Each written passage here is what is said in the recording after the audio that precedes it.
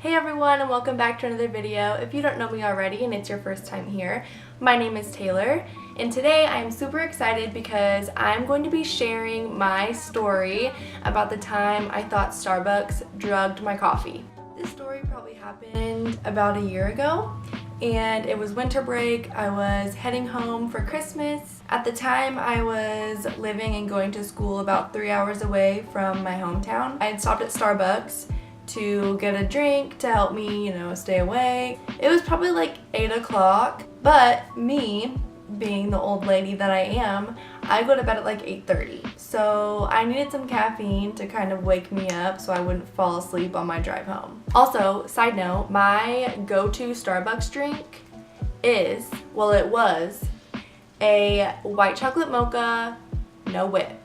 Super basic, but super good. I get my drink, I start driving. Post Malone's new album was playing. I was like, yes, thank you, Lord, for this heaven sent album. I was minding my own business, having a good time, and about 15 minutes into my drive is when things started to get a little weird.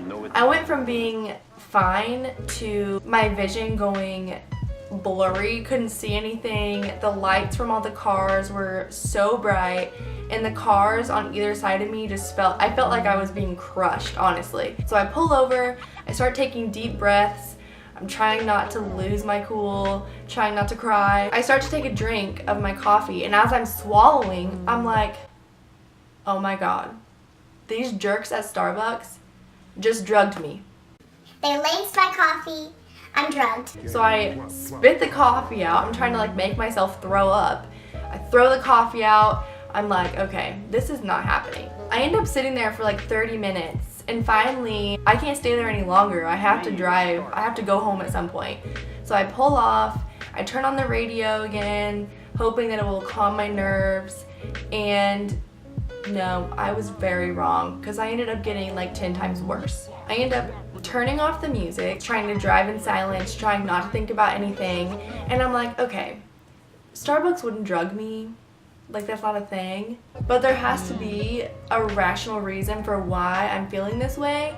And so my rational reasoning was, next, after I threw out the idea of being drugged by Starbucks, my next idea was that Post Malone's new album was like bad juju and I was being possessed. Eventually, I turned the radio back on to a church sermon I can't even understand because it's all staticky, but I'm like, I need Jesus. This is wrong. I ended up calling a friend who lived closer than my hometown was. So I'm like, hey, I'm freaking out. Can I stay at your house tonight? Of course she says yes. So I go to her house and I end up laying in the fetal position for like an hour. And I'm like, okay, this is it. Like, I'm gonna be in a straitjacket for the rest of my life. Like, this is it. This is how it's gonna go. It's fine. My friend ends up coming home and convinces me that, okay girl, drugging your coffee is crazy. Get that out of your head. Post Malone is not trying to possess you. He has better things to do. You're having a panic attack. And I'm like, yeah, you're probably right. So she finally convinced me that I was just nuts and that it was just a panic attack.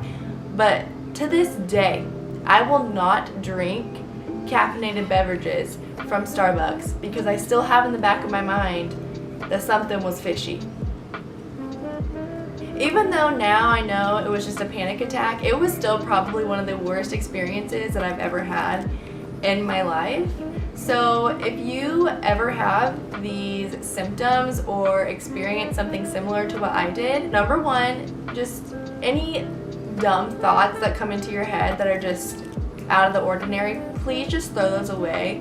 Like, trash them in the nearest garbage can because it makes it so much worse when you think about things that aren't possible, and that's what I was doing. So tip number one from me, Post Malone isn't possessing you and your coffee isn't drugged.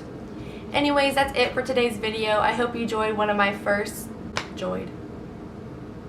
I hope you enjoyed one of my first of many story times. If you are not subscribed already, please do. You do not want to miss a single cringeworthy moment with me because I'm sure I'm gonna have plenty of them. I hope you have a great weekend, and I will see you in the next video. Bye!